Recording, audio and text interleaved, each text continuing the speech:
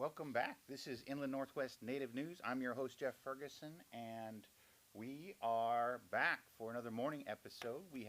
This is December 3rd, 2020, and we're just checking in with you. My host here. Good morning. Ches squelks to everybody. I'm Margo Hill, and I'm pleased to join Jeff this morning. All right, so we wanted to give some quick shout outs to some of our new subscribers. We had Angel Baby 1990 is following us now. Michael Andrews, Emily Brown, Travis Branson, Tybe 76, and Nara. Thanks for joining us. All right, if this is your first time tuning in, we'd like to thank you for being here with us. We're doing a morning show now. We're going to be going live 2 to 3 times a week right here on YouTube. And we're going to be covering topics locally, regionally, and nationally that affect Indian country. And we are set up to do interviews. We have, with the live feed, we have the capability of reading your comments. We also have the ability to share news stories and videos and anything that you might be interested in sharing with us. We can do that right here live on our show. So be sure to leave us any questions or comments in the comments section. You can email us with any story ideas or interviews that you'd like to see, but that's kind of the gist of it. Since last time we tuned in, last time we went live, we were able to launch episode 11. We did a real nice interview. Well, I did a real nice interview.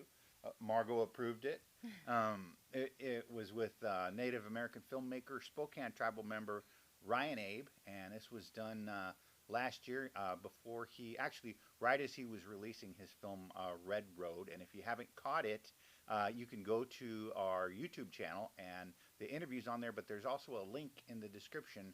And I'll leave a link in the description for this live stream here for the Red Road, and then he had Manic Macabre came out, so that's a new one that him and Counting Coup put out. So that was kind of a fun one. I would just say we've had a real burst of filmmaking here in the Northwest. It's been years since Junior Sherman Alexie, made Smoke Signals, and now we have multiple filmmakers like yourself, but also Derek Lemaire and Ryan Abe. So it's really exciting to see these young Native filmmakers in this area from the Colville tribe, the Spokane tribe, across our region, making these films about our communities. So we see a lot of really good things happening in Indian country. Yeah, lots of good things. It's not just a regional movement here either. We've got a huge national movement for Native American filmmakers. We've got Native American like Skins Fest. We got film festivals out there. We've got all sorts of guys bursting on the scene. One of the things I thought was real exciting. James Pacotis put out a music video with Tony Louie and those guys, and they went and got a NAMI for it. And they're off the Colville Reservation. That was real exciting. We'll have to get those guys in here for an interview. Yeah, for years we look back and we say, who's going to be the next Jim Boyd? Jim was just amazing. He cut albums and CDs for years. And now we have these new young entertainment folks, and it's really exciting to see what's happening in Indian country. Yeah, with the technology getting better and better each year, people can record in their homes. It's easier to go live. It's easier to do all sorts of different things, and it's getting more and more budget friendly, I guess you would say. So I'm sure we're going to be seeing more. One of the guys I want to get a song with is Isaac Tanaskett. Mm-hmm. Isaac Tanaskett, yeah, he's really coming along nice. I heard he started playing guitar. He was doing hand drum work and doing some singing before, but I heard he's doing that. So we'll have to reach out to him, see if we can get an interview with him. So thank you once again for joining us. A couple of things we want to touch on. I was going through and I found this on Native News Online. It's a story about Montana's Little Shell Tribe. If you haven't heard, the Little Shell Tribe in Montana is one of just a handful of tribes that's been able to get federal recognition. They've been pursuing federal recognition, from my understanding, for about 100 years now.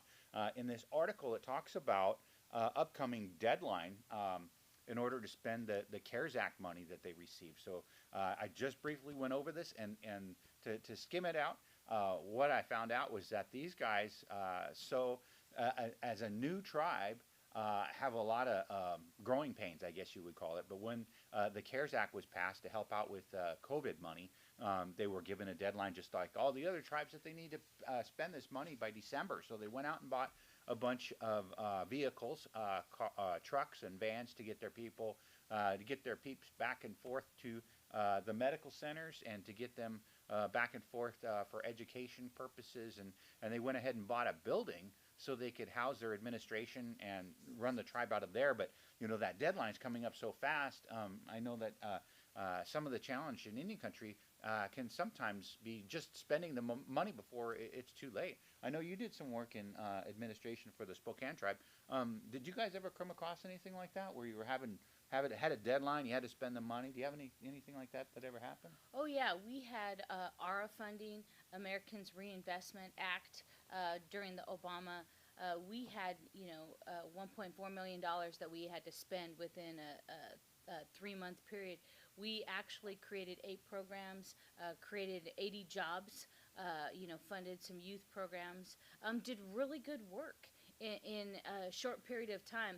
It seems unreasonable, but we were actually, it was $3.4 million, I think, but we worked really hard and had some good programs out there in Indian country.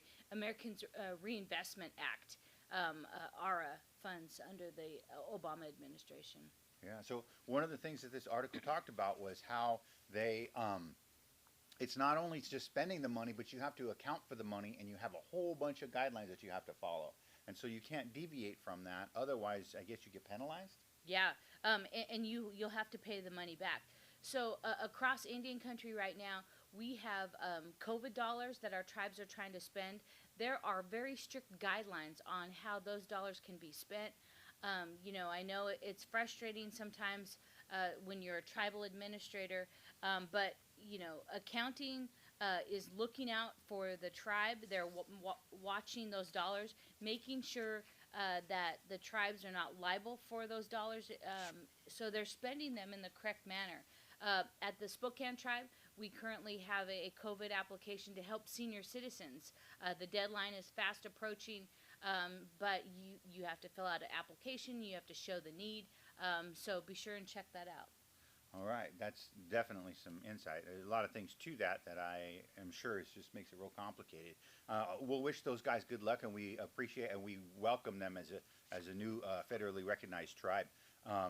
So moving right along, another article that I found here. This one was an AP article that was reposted at Indian Country Today. And by the way, I'll leave links to all of these articles in the posted video below. So if you're kind of new to this, what'll happen is after our live feed, we'll turn around and edit it a little bit, you know, tweak it just a little bit and post it, and then we'll have tags in there, and we'll have links to the articles in the description, and we'll go ahead and post that information too. But this one goes on, and it talks about race being central to the virus fight. And so what that means, kind of give you a little bit of insight. Indian country a lot of times is affected differently than the rest of the country when it comes to health care. And I'll give you a good example of this. A little while back, I was talking with the administrator of one of the Native American clinics, and she was telling me that, and I just could not believe this. I almost fell out of my chair. She told me that all the IHS clinics and all the Indian clinics were still running on DOS. Not Windows, not Mac OS, but DOS. That, you know, the operating system, I think it started back in the early 80s. And so for them to still be running on that, and they did that because there's so much variance in funding from smaller tribes to larger tribes, and in order to get those computers to talk to each other, they had to go old school. And so that's kind of give you a little bit of idea of some of the stuff that's affecting Indian country as far as COVID goes. But I want you to, I know that you've been doing some work on what's going on with COVID. It's affected different, can you give us some examples of what's happened here in the Inland Northwest for some of our local tribes here? So just the thing you just mentioned about our clinics and computer access, one of the big problems is not having internet, broadband. You know, we have nurse practitioners and doctors out there at our Indian Health Service clinics that are working hard to fight the virus. However, when you can't access your client's file, in mainstream America, that's all done digitally, and so just having your nurses accessing often at our clinics we don't have specialized medicine offered, so we have to refer them out. So under that contracting process, we're getting documents and test results in from specialized labs out in, let's say, Spokane. And our nurses and doctors are trying to access that information. And when they're on the computer, their files get dropped because we don't have the bandwidth, the broadband to have just basic internet can be an issue for our healthcare providers. And so, with this process, Department of Commerce has been working with tribes to make sure that we have better broadband and better internet. And that would definitely support our healthcare clinics. A lot of our clinics are barely funded at 70%, of the needs and the things that happen. And that was the two things, when we ceded our tribal lands, it was two things that we did that for. It was education and healthcare. And all of us are still, working to have stable health care.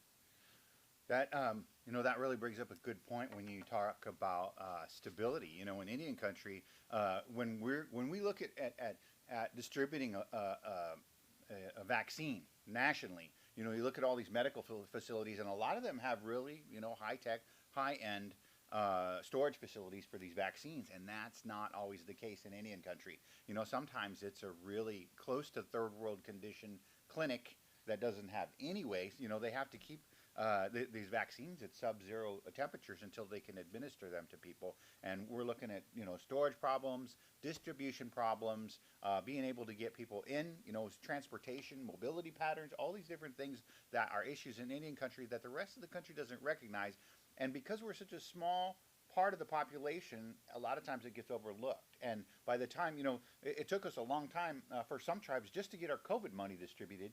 And that wasn't due to something that the tribes were doing. That was at a federal level. And when we have those, speed bumps at the federal level, it slows it down regionally and it slows it down locally too. And so those are obstacles those are real world obstacles that we're going to have to face, especially with higher rates of COVID in Indian country. Indian country's been hit hard by the pandemic. I know some of the reservations out there, especially in the Southwest and in the Dakotas, are hit really hard. We've been fortunate here in the inland Northwest to try to keep it at a minimum. We've had a few outbreaks here and there, and I don't really want to go into that, only because, those we've, I think, handled really well for how much smaller. We really had to focus on a local level. Here now, each reservation by reservation, household by household, it was easier to control. And from my understanding, most of the people that contracted it got it off of the reservation and brought it back on. So they actually had reservations closing their borders to people outside, which was really interesting. That being said, Jeff, I am really proud of our Indian Health Service, and our tribal leaders are really working hard to nip this pandemic. We have better testing facilities. I had a family member that tested here in Spokane at the Providence Urgent Care, and it took 4 days. When you look at the time of having to quarantine and you're a house full of people staying in your room, that's really challenging. However, if you go out to the reservation, I've been tested out on the reservation. They have nice systems set up where you drive up, you have people test you, come out and test you. You don't have to go into a facility. It's very safe, very controlled. When you're out in Spokane, it can take 4 days to get a results back, and that's really difficult time that an individual has to quarantine. I got a test result back by the time I drove back to my house in Spokane. So it was 40 minutes, and to have that kind of information, I'm really proud of our tribes and our tribal leaders working to keep our tribal communities safe. Yeah, that was really impressive, to be able to get that turnaround on that. So, and, fortunately, it was something that I think they really put a lot of thought into what they're doing. The way they kind of separated everybody from just the normal clinic, so people weren't driving up to the normal driveway, which patients drop off. But to have it kind of set off to the side and be able to run the tests back and forth right to the lab and have those results, that was really impressive. So anyhow, moving right along, I'd like to move on, and I don't want to try to cover all things COVID, but anyhow, I'd like to move on. We know in one of our previous morning shows, we talked a little bit about the different candidates that were in this last election, and one of the big ones that we're all keeping an eye on is Deborah Haaland. Deb Haaland has just, first of all, she was really, I had the opportunity to meet with her in Portland. I guess it's been about a year ago now.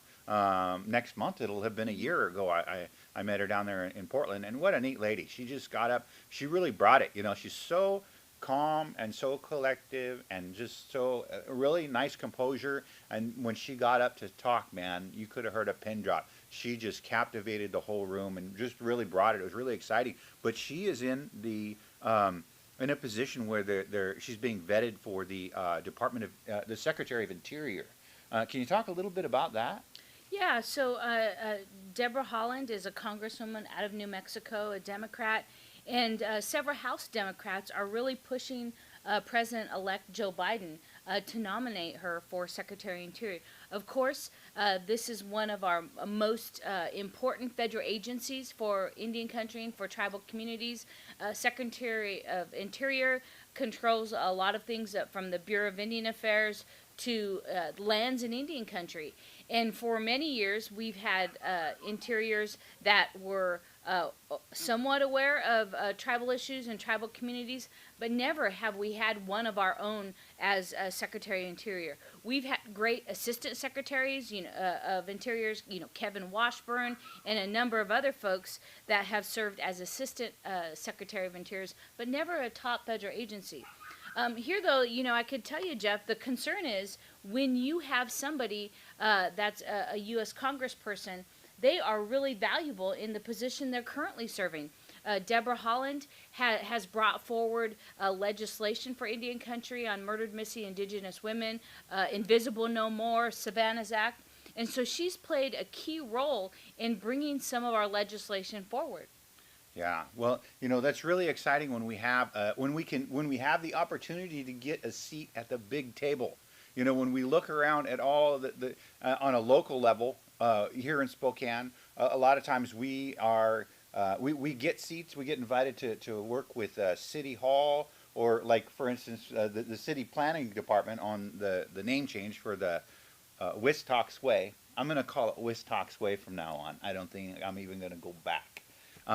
But to work on a local level, and then also be able to work on issues at a state level, like with the governor, like the missing and murdered Indigenous women, but to be able to have somebody at the big table at a federal level, a Native perspective, looking out for Native people at that level is really exciting. And I think if we can get the ball rolling and build enough momentum, if this happens through this administration, we might even be able to keep that momentum going into further administration. So it's really exciting time to see that. So really appreciate your insight on that. Moving right along, don't want to keep her, but we also got a couple other stories. I know that, here's one real quick, the Keystone XL pipeline. So I saw this one. It was kind of interesting. Again, this is a story I pulled off AP, and I will leave the links to these in the comment section below. They'll be available a little bit later. But the Keystone XL pipeline gets indigenous investment with hopes to woo Biden. So what happened is they went ahead and pumped from an indigenous community, or indigenous investment group, I should say, is the best way to put this, $1 billion in Canadian money in hopes that they can get Biden to kind of further that along. I know it's something that between First Nations and Indian country here in the U.S., First Nations of Canada, it's been something that's been going back and forth, because for them it's about the jobs and it's about the revenue. For us, it's about man camps, and it's about human trafficking and drug trafficking, and about the endangering the environment all the way around. So there's a huge issue between all that, and that's something that I don't know if you guys talk much about that in your work? Did you guys talk much about the Keystone Pipeline at all? We talk about pipelines in a number. I teach environmental impact statements, Mm-hmm. environmental review, and our students do EIS assessments and reviewing those assessments, looking at pipelines. There are pipelines that are proposed across the country, and they work hard to provide the information regarding the environmental consequences. But for us, when you're talking about extraction of resources, there's a human consequence. As you mentioned, Jeff, if you have man camps, that puts our communities at risk. A lot of men coming into the area, and we have a difficult time with jurisdiction, and we have a shortage of law enforcement. So the human cost it's what really is hard on us. That was that whole world was something that was really foreign to me. I had the opportunity to go to Standing Rock back in 2016. While I was there, I had the opportunity to interview one of the youth that was helping to start that movement and get it going. And he told me, which was a real eye opener. I had gone there, I had heard about it, been watching the movement, and it was about this pipeline and all these different things. And I couldn't figure out. These guys have such passion, such motivation for these young people to be looking forward was, I thought really progressive. But he really opened my eyes to the issue of human trafficking. And when I was talking with him, I said, well, what motivates you? And he said, well, for me, it's not necessarily about the environment as much as it is about right here and now on this reservation and our reservation, because he wasn't from Standing Rock, he was from a different reservation, but he talked about the man camps. He said when those man camps move in, they are lawless. There's nobody there. These guys have a pocket full of money. They have all the drugs and booze that they can handle, and they bring people in. The sex trafficking through the man camps was really what he was afraid of, because he had family members that had been victimized through this, and he told me a whole story of to kind of sum it up. He was not ready to have another man camp come and victimize another indigenous community, and that was his big fight. I was like, wow, I never really thought about that. And since then, we've had some real good eye openers. Wind River came out, and I know there's been a lot of national coverage on the man camps, but it's still a problem. There is still lack of funding for law enforcement, and then of course we go into things like being able to enforce law on reservations and the gerrymandering factor. Can you talk a little bit about that? Why it's so hard for Indian tribes to prosecute non-native people on native lands? I spent entire months teaching federal Indian law over a quarter. But basically, is the United States Supreme Court decided Oliphant, which took away criminal jurisdiction over non-Indians. A lot of our reservations are checkerboarded or have non-Indians that reside within the reservation. And taking away criminal jurisdiction is a real frustrating factor. We have had legislation, TLOA or VAWA, or different things that have allowed us to have enhancement in which we can have jurisdiction over non-Indians within the reservation. Some of that legislation has expired, but we are always working in Indian country to protect our communities, so hopefully we'll make some progress in that area. Yeah, well, that's, hopefully there is some, because so often, Native people, a lot of times it's really kind of a split thing where we want to get motivated, we want to get educated, and so a lot of times we are forced to leave the reservation in order to go get the post-secondary education and the real world experience that sometimes we can bring back to the res. Not necessarily everybody goes back to the res, but we can. And when we go back to the res and we look at the Indian lands as a sanctuary for our people, it should be someplace that's safe.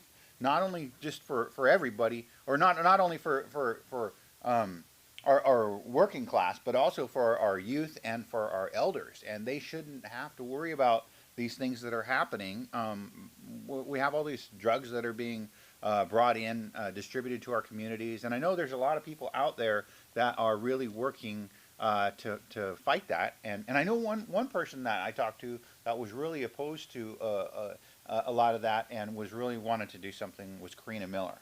I know I don't know if you got a chance to talk with her at all about that, but she was at the Swinomish Drug Summit when we were out there, and I got a chance to interview her. But that's another one of those local leaders who was again trying to get into a position of power. She was a candidate this last time around.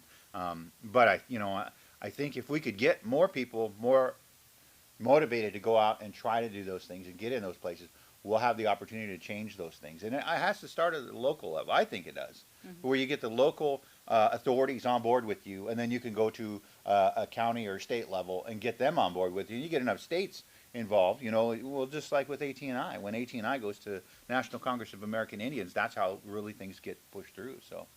Okay. So Jeff, one thing I wanted to mention, when you're talking about Indian country and making movement, I want to honor and recognize this morning Professor Raphael Gilroy.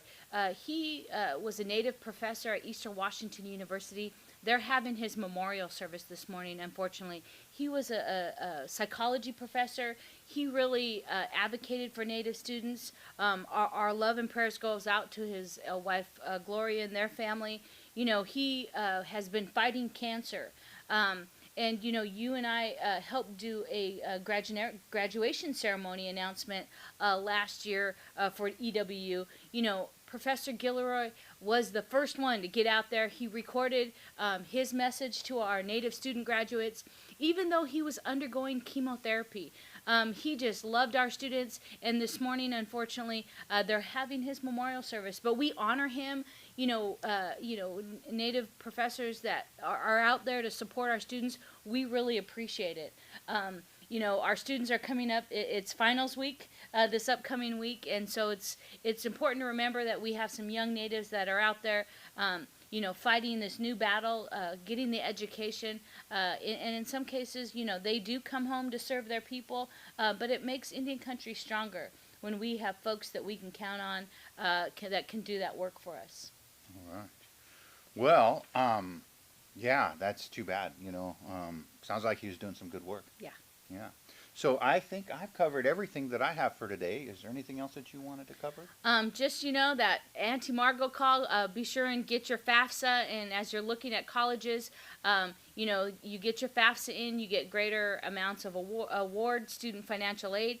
So work on your FAFSA, get your tribal application in, and in future broadcasts, we'll be talking about applying for scholarships, and we'll help you get there. Yeah, she brings up a great topic. Gosh, it was about 2 years ago. I was reading about this student who had applied for funding for college, and she had gone out and applied. Gosh, I can't even remember how many places that she applied for. I think she applied, did like over 100 grant applications and scholarships, and over and above her tuition was taking in somewhere to the tune of about $70,000 a year to go to school full time. But it was, instead of going out her senior year and trying to go out and, party and do all these things that kids typically do, she just sat down and wrote out all these grant applications. And then to go 4 years through college, making $70,000 a year off of scholarships and grant, that's just crazy. I mean, if you can imagine just being able to get through with, maybe $1,000 or $1,500 or $2,000 a month, that's $20,000 a year. To be able to do that and still go to school full time, that's just pretty incredible. So there is a lot of funding out there, especially for Native American students. If you start looking through your tribe, you can also find on the national people like the National Indian Gaming Association, WIGA, the Washington Indian Gaming Association, the Indian Graduates, American Indian Graduate Center. They have lots of funding. So yeah, be sure to look around. Yeah. So that being said, real quick couple shout outs. One to Danielle Robinson. Thanks for telling us about the volume. We appreciate that. We got it tuned up.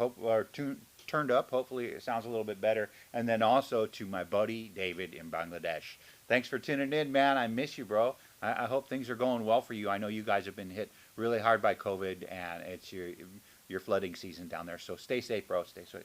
So I say, have a good day, friends. I made some huckleberry banana muffins, so we're going to sign off. Stay safe. wear your mask, wash your hands, try to do your social distancing, and we're going to get through this pandemic. All right. Thank you. Until next time, friends.